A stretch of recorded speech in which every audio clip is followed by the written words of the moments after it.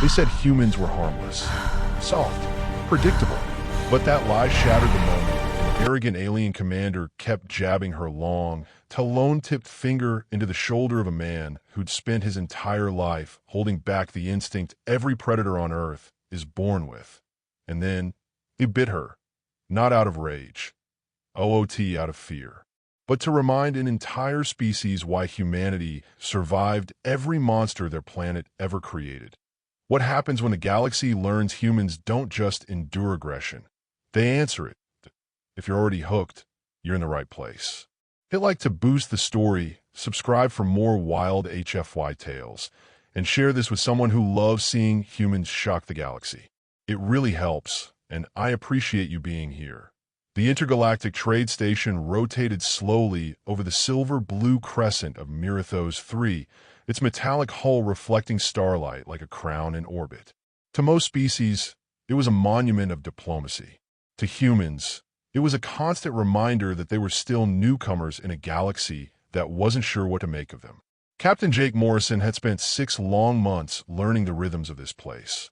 How the Kelter clicked their claws when irritated, how the Cernari folded their membranes during negotiation, how the towering Vextrans love to make themselves accidentally appear bigger in crowded rooms. He'd learned patience. He'd learned restraint. He'd learned that humanity, for all its newfound presence in the stars, was still seen as a soft species. A species with no fangs, no claws, no venom.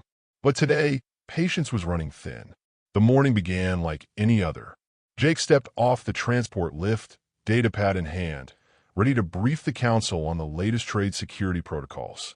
The corridor was busy, clusters of aliens moving like waves around him, tall forms brushing past shorter ones, metallic scents mixing with ozone and sterilization mist.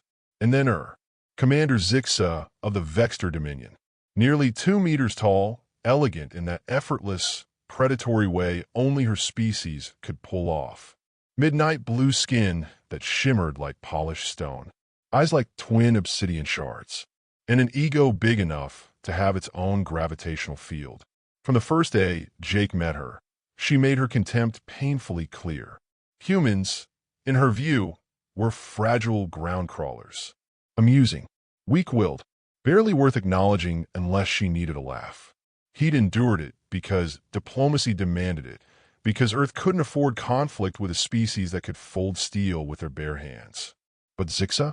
She was pushing limits today, not with grand insults or public challenges, but something far more childish and far more irritating. A poke. It started at the shoulder, light, almost playful. He ignored it. He kept walking. She laughed softly behind him, the sound sharp and cutting. Then another poke. Harder. Did the little creature flinch? She said, her voice dripping with theatrical curiosity. Jake inhaled slowly through his nose. Don't react. Don't escalate. Don't fuel the fire. The corridor crowd turned to watch.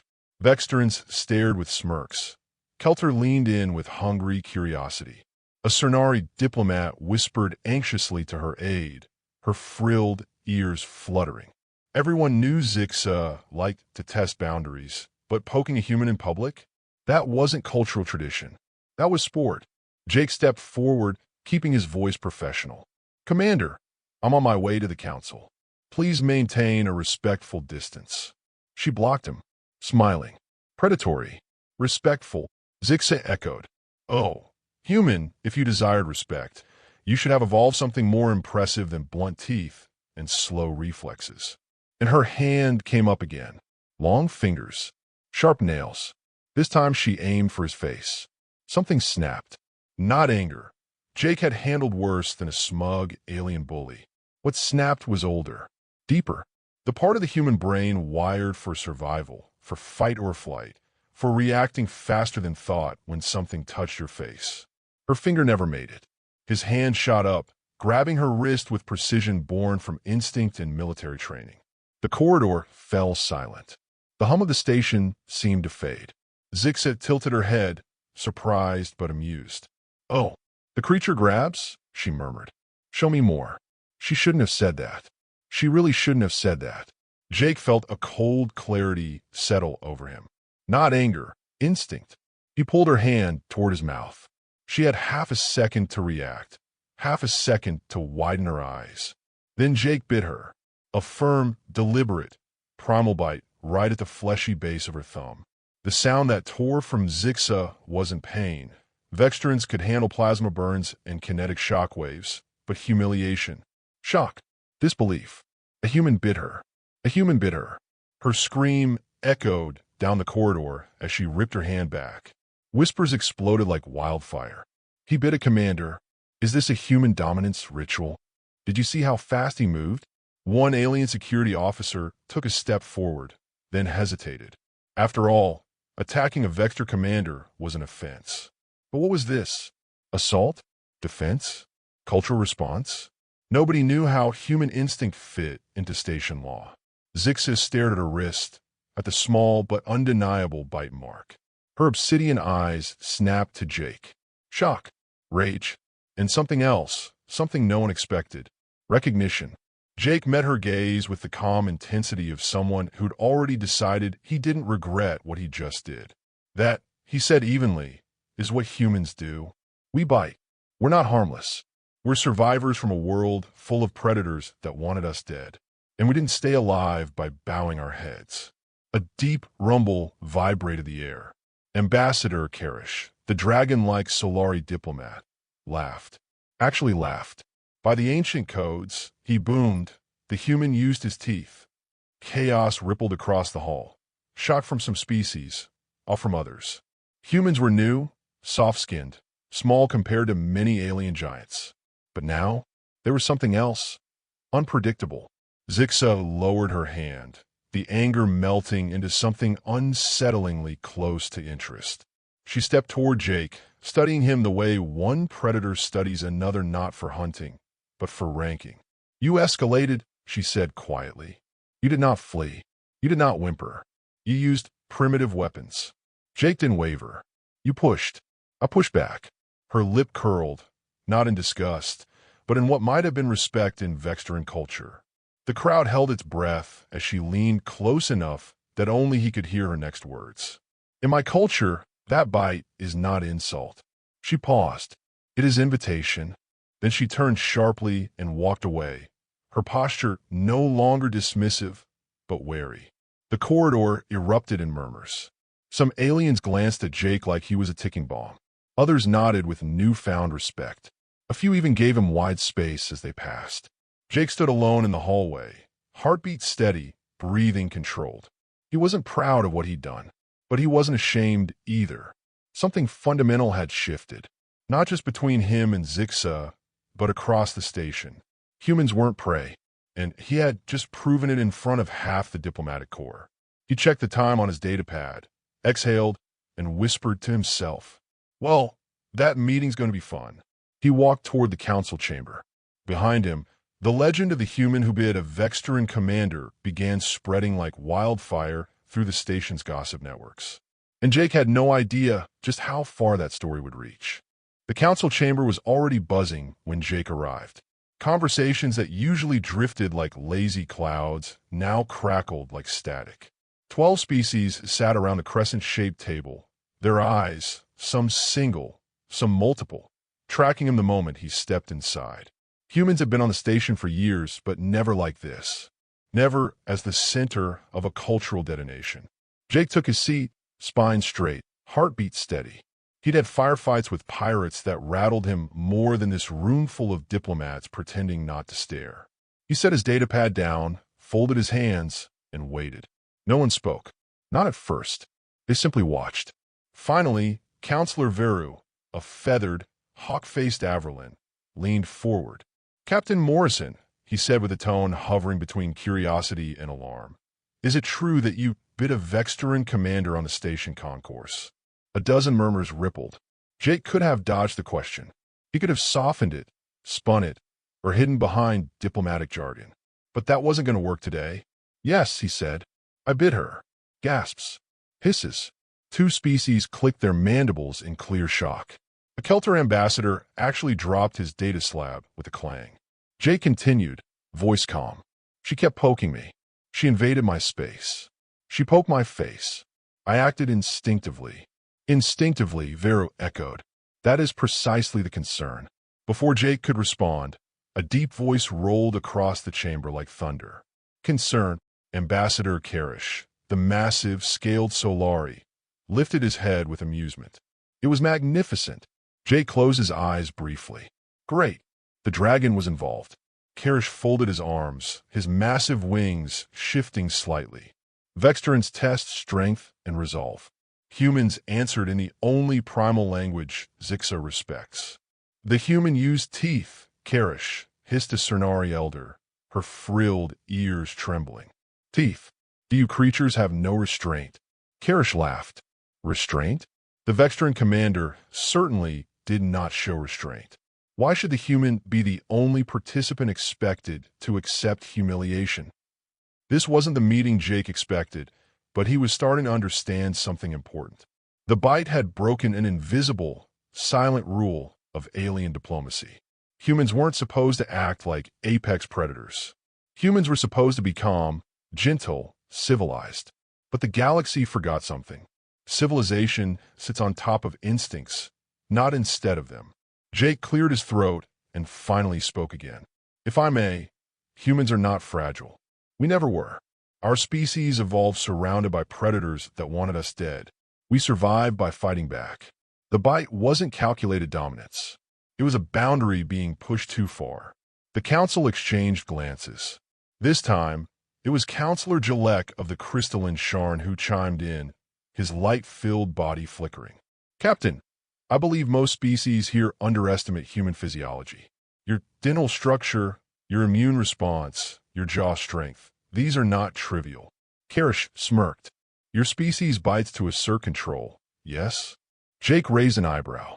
We bite to survive, to warn, sometimes to intimidate, sometimes just because something grabs our face unexpectedly. The dragon ambassador shook his head, chuckling. Glorious. But not everyone was amused. A stern voice spoke from the far end. A Vextran voice.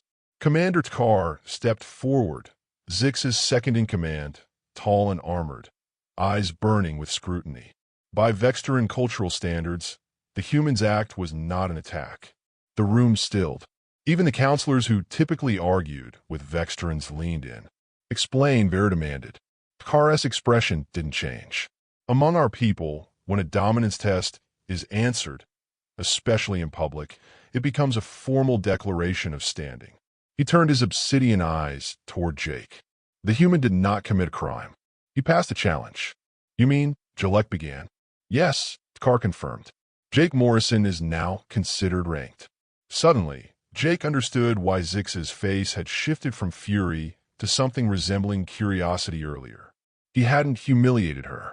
He'd met her on her cultural playing field. And somehow, he won. A whisper traveled the room. The human outranked a Vextran? Impossible. He must be exaggerating. Vextrans don't lie about hierarchy. Jake wasn't sure if he should feel proud or deeply concerned. Tkar continued, the faintest glimmer of respect in his tone. Zixa requested to speak with Captain Morrison privately. This is her right. And his. The council chamber erupted into debate. Snarls, chirps, clicks, and the hum of energy sacs. Jake sat still, listening. But something in the chaos shifted. Aliens who once dismissed him now spoke about him as something else. Something more dangerous. More worthy. For the first time since humans arrived on the station, they were being treated like a species that could not be pushed without consequence. Eventually, the council adjourned. As ambassadors left, many watched Jake with caution or interest. A few even gave nods of acknowledgement. The Cernari elder bowed slightly, saying, May your instincts guide you wisely, human. Jake left the chamber with thoughts swirling like dust in a sunbeam. He didn't make it far before someone stepped into his path. Zixa, her hand was bandaged, but her posture was composed. She examined him with cold, analytical eyes. And yet, something about her expression was undeniably different from earlier. Less contempt, more calculation. Human, she said quietly, walk with me. He followed her down a silent hallway illuminated by blue floor lights. When they were alone, she stopped and turned. For cycles, I believed your species survived by chance. By numbers. By hiding behind walls and alliances. Jake folded his arms. And now, Zixa extended her bandaged wrist, the bite mark visible beneath the translucent wrap. You escalated beyond expectation. You showed willingness to injure yourself if necessary. You showed unpredictability. These traits are apex traits. Jake exhaled softly. I wasn't trying to start a cultural war. You didn't, Zixa said. You ended one. You taught me something important today. She stepped closer. Humans do not fear predators. You are predators. Jake held her gaze. We're survivors. She lifted her wrist between them. In Vextran hierarchy, you have answered my challenge. I cannot treat you as lesser anymore. Jake wasn't sure whether to thank her or take several steps back. Zixa tilted her head, studying him with new respect, or perhaps new danger. You surprised me today, human. Very few manage that. I will observe you more closely. She paused, then added with a faint, dangerous smile. And I advise you to be prepared. My species does not like being surprised. She walked away, leaving Jake in the dim corridor with the realization that the galaxy had just rewritten its understanding of humankind. And this was only the beginning.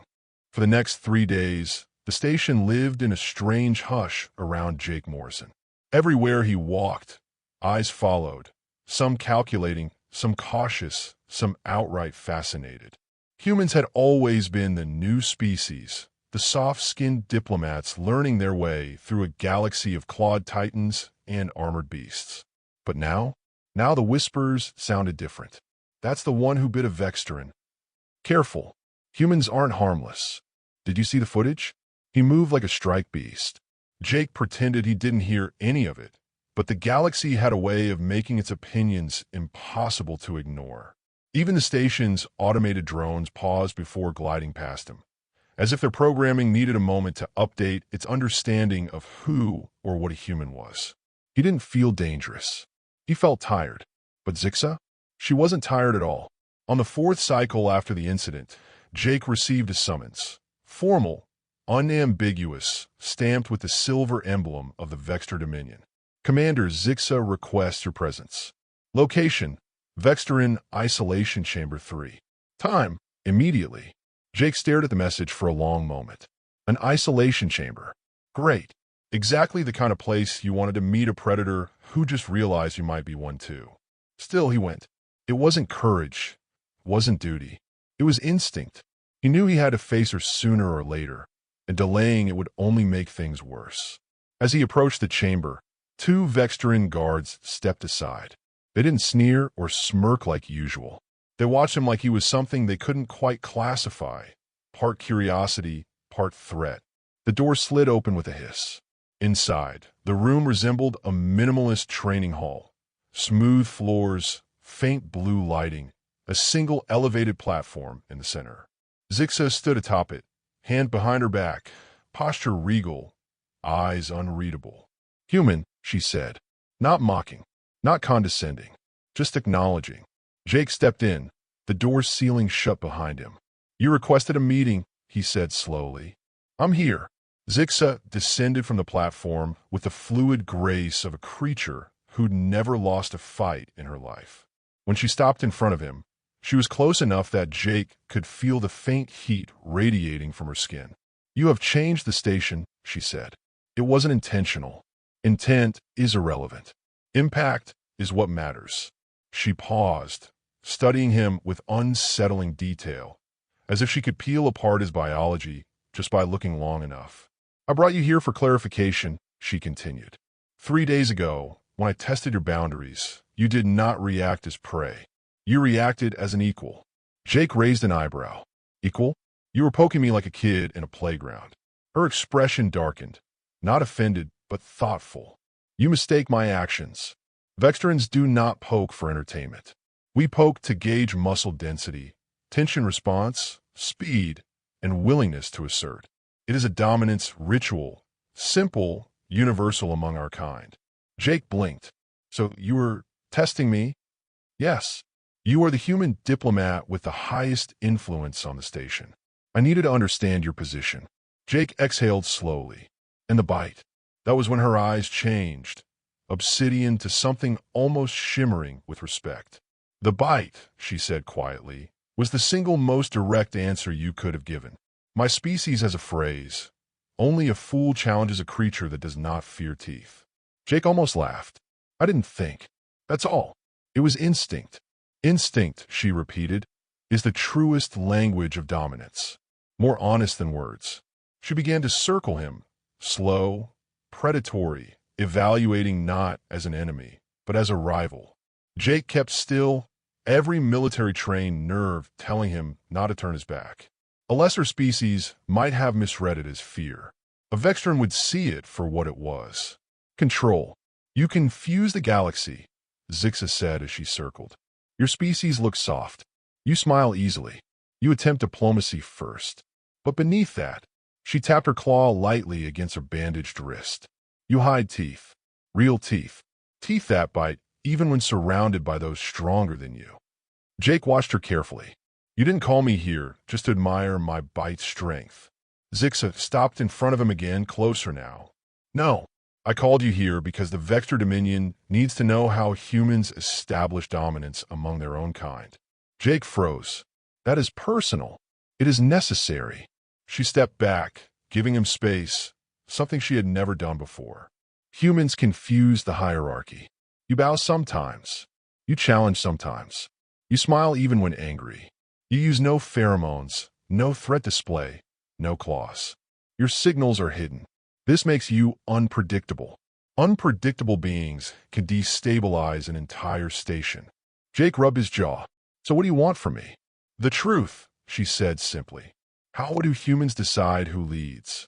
The question was more complicated than it sounded, but Jake answered honestly. "Humans don't rely on size or speed. We rely on confidence, intelligence, influence, sometimes charisma, sometimes sheer stubbornness. If you push us, we don't always escalate physically. But," he held her gaze, "when you corner us, we fight back. Harder than you expect. We don't like being controlled, or belittled, or treated like prey. That's the line. Once it's crossed, all bets are off." Zixa absorbed every word like data etched in her bones. "Fascinating," she murmured. "Your species hides dominance behind cooperation. You mask strength until provoked. A deceptive strategy." "It's not deception," Jay corrected. "It's adaptation. We survive by working together. But when something threatens us, when someone tries to dominate us, a different instinct kicks in." She tilted her head. "The apex instinct." Jake didn't deny it. Silence settled between them. Heavy, thoughtful, charged. Then Zixa did something Jake had never seen a Vextran do to a human. Something small, but monumental. She bowed her head. Slightly, barely, but unmistakably. "Human Jake Morrison," she said, tone solemn, "I misjudged you. And you're kind." He blinked. "I appreciate that. It will not happen again," she added. "You are not lesser. You're not prey. And the Dominion will adjust its protocols accordingly." Jake felt the tension in his shoulders ease just a fraction. But Zixa wasn't finished. "One more thing, human." She stepped close again, too close. Her voice dropped into a low growl, sharp and electric. "You bit me." Jake swallowed. "I did." "In Vextran tradition," she said, "such an act binds two individuals in a mutual recognition pact. So whether you like it or not." A slow, dangerous smile curved her lips. "Your actions forced a bond between us." Jake stared. "A bond?" "Yes." She stepped back, leaving him with 1,000 unanswered questions. "Prepare yourself, human," she said, heading for the door. "Because the galaxy will want to know what it means when an apex creature bites back." The doors hissed open. Zixa vanished. Jake stood alone in the silent chamber, pulse pounding with a realization far bigger than the bite itself.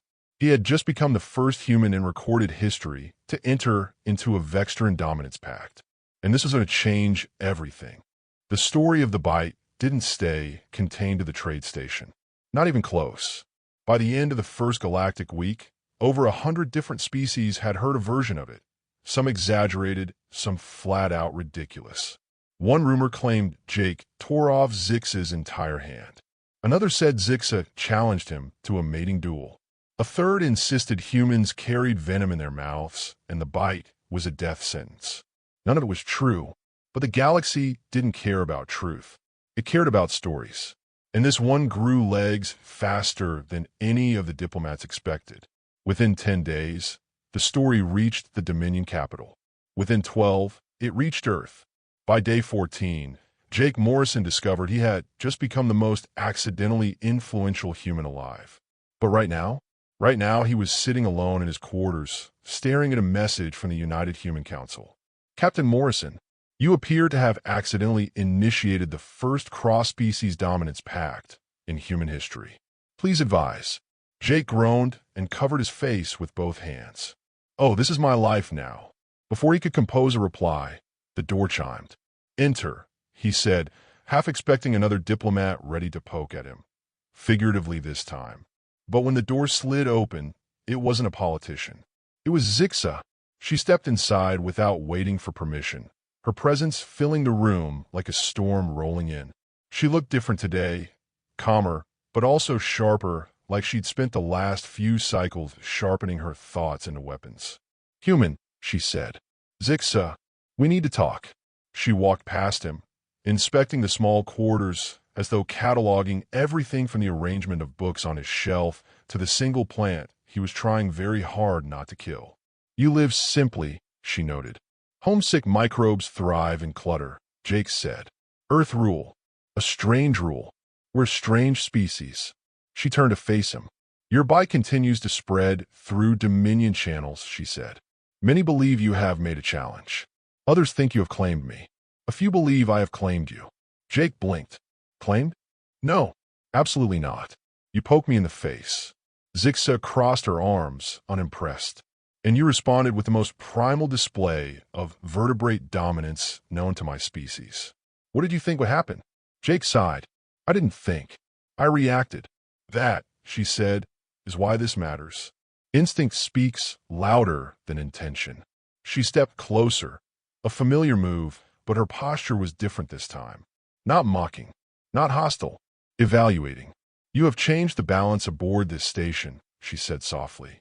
Even the guards tread differently around you. The Cernari whisper that humans should be avoided. The Kelter practice defensive stances in case your species chooses to retaliate. Jake sat on the edge of his bunk, running a hand through his hair. I never wanted to make people afraid of humans. Zixa tilted her head. Fear is not always weakness. Sometimes it is the beginning of respect. He looked up. Is that what this is for you? Respect. She considered the question longer than he expected. At first?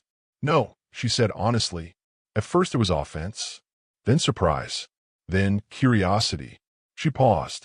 And now, yes. I respect you. Jake wasn't sure what to say to that. Respect from a Vextran commander was rare enough. Respect from this Vextran commander was like getting a handshake from a lightning storm. Zixa continued. There is something else, she said. Something more significant than the whispers. She held up her wrist, the faint mark of his bite still visible beneath her dark blue skin. This indicates mutual recognition under Dominion law. A pact. A bond. The Dominion Council wants clarification on your stance. My stance, Jake exclaimed. Zixa, it wasn't a ritual. I was annoyed. She didn't flinch. Intent does not matter. Symbol does. In your mythology, is fire meant only for destruction? No, but once unleashed, it changes everything it touches. Jake froze. Are you saying I'm stuck in this cultural bite contract thing? Zixa took one step closer. You can reject it formally.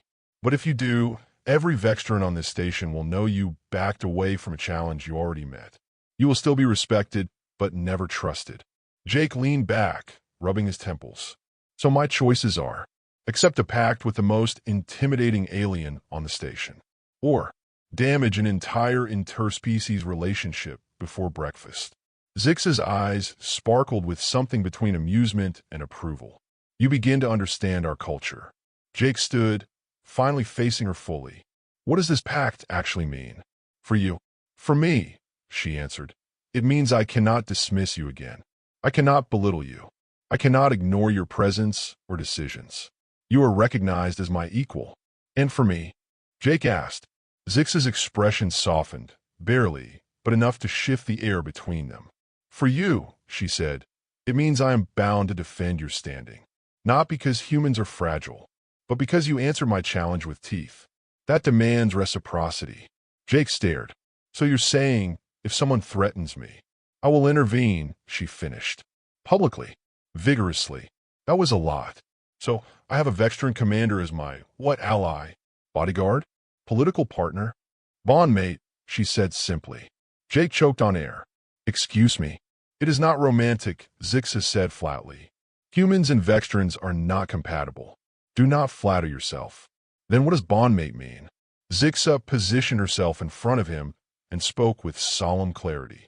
It means if the galaxy seeks to challenge humanity, they must go through me first. Jake felt his heart settle into something steady and fierce. Then I accept, he said. Zixa blinked once, slow, deliberate. Approval. Good, she said. Then prepare yourself. For what? She stepped to the door. For the consequences, she answered. When a new apex species rises, the galaxy always reacts. The door hissed open. Zixa looked back once, eyes narrowing with something like pride. You bit me, human, she said. Now the galaxy will want to know, what else can humans do?